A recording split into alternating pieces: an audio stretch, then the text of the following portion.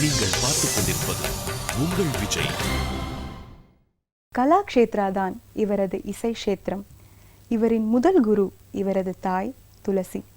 அதனால்தான் இவரது இசை தலைமுறைகள் தாண்டியும் பரிசுத்தமாய் ஒலிக்கிறது.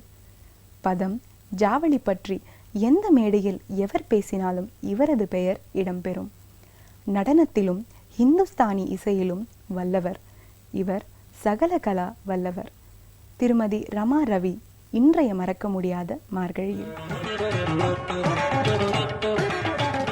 சின்ன வயசில் இருக்கச்ச எங்கள் தாத்தாவோட கச்சேரிக்கெல்லாம் மார்கழி எப்போ வரும்னு காத்துட்டு இருப்போம். இசை கச்சேரி நடக்கும். ஆனால் அப்போல்லாம் அங்கே ஒன்று இங்கே ஒன்று ஒரு சபா தான். நிறைய சபாக்கள்லாம் அப்போ கிடையாது. அண்டு போகிறதானாக்கா ஒரு ஆர்ஆர் சபாவை தேடிட்டு போவோம், இல்லாட்டா மியூசிக் அகாடமி. நான் படித்ததெல்லாம் அந்த தனமாள் ஸ்கூலுன்னு ஒரு லெஜெண்ட்ரி, இது அவள் வீணை தனமாள் ஃபேமிலியில் கற்றுண்டது. பால சரஸ்வதி அவள் டான்ஸ் அபிநயம் பண்ண, ஜெயம்மா பாட, அதெல்லாம் அதுக்கு பார்க்குறதுக்குன்னுட்டு இப்போ ஆர்ஆர் சபாவுக்கு போவோம். நான் காலேஜில் படிக்கிறச்சு ஸ்டெலா மரிஸில் காம்படிஷனில் பாலச்சந்தர் பெரிய வீணை மேதை வந்துட்டு இதில் வந்து ஒரு முதல் ப்ரைஸும் கொடுத்தாரு. அதில் பாடினத்தில் பாடிட்டு அதுக்கப்புறம் நீ வந்து இங்கே பாடுற இல்லை உன்னோடது, நீ மியூசிக் அகாடமி மேடையில் வர வேண்டியவா அப்படின்னார். அப்போ நினச்சிட்டேன், நம்ம மியூசிக் அகாடமியில் எங்கே போய் அன்றைக்கான பாடுவோமா, அவ்வளோ பெரிய மேதைகள்லாம் எவ்வளோ பெரிய ஸ்டால்வார்ட்ஸ் பாடுறா, விஸ்வநாதையர் என்ன மதுரமணியர் என்ன, அங்கே வருவோமான்னு நினச்ச காலம் உண்டு.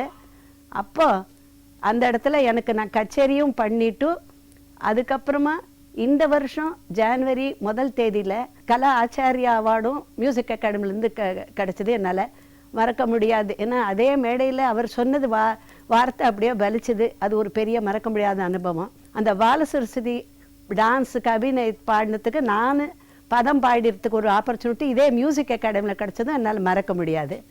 இதெல்லாம் விட தமிழிசை சங்கத்தில் முதல்ல சேம்பர் மியூசிக் கான்சர்ட் அப்போ தான் ஆரம்பித்தான். எம்எஸ் சுபலக்ஷ்மி பாரத் ரத்னா கையால் ஒரு இது மாதிரி ஆனர் பண்ணி இப்போ போட்டு பெரிய ஸ்டால்வார்ட்ஸ் முன்னாடி முதல் ஆரம்பித்த கச்சேரி அங்கே தமிழிசை சங்கத்தில் ராஜாண்ணாமரத்தை. அதில் நான் பாடினேன்னா அதே என்னால் மறக்க முடியாத நிகழ்ச்சின்னு சொல்லலான்னா. ஏன்னா முதல் கச்சேரி எல்லாம் பெரியவா முன்னாடி பெரிய பால்காட்டு மணி ஐயர் என்ன, பாப்பா வெங்கட்ராமையான்னா அவளுக்கு முன்னாடியெல்லாம் பாடுறதுக்கு ஒரு ஆப்பர்ச்சுனிட்டி கிடச்சிது. இந்த மார்கழி வைபவத்தை பேசுகிறச்சே ஒரு சின்ன அனுபவம் ஞாபகத்துக்கு வருது.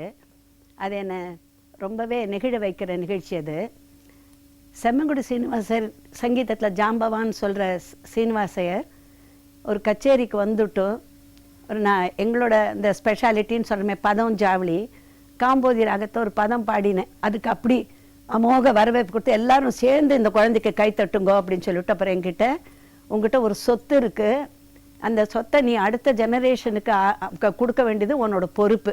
அதனால் நான் பாட்டு கற்றுன்ட்டேன் பாடிட்டேன்னு உன்னோட நிறுத்திக்காத, அடுத்த ஜெனரேஷனுக்கு நீ இதை கொடுக்கணும், இந்த சொத்தை நீ பாஸ் ஆன் பண்ணணும்னு என்கிட்ட அவர் பெரியவராக சொன்னது என்னால் மறக்க முடியல. இன்னொரு சின்ன நிகழ்ச்சி என்னென்னா, கிருஷ்ணகான சபாவில் ஒரு கச்சேரி இது மாதிரி தான் மார்கழியில் நடத்துச்சு.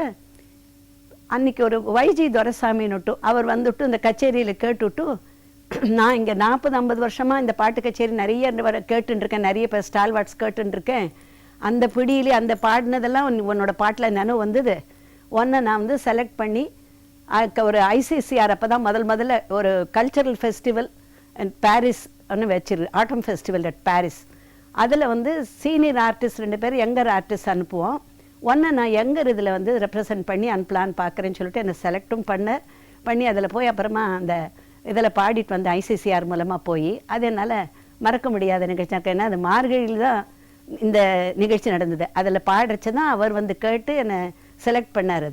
அதுவும் என் மனசை ரொம்ப தொட்ட நிகழ்ச்சி அது.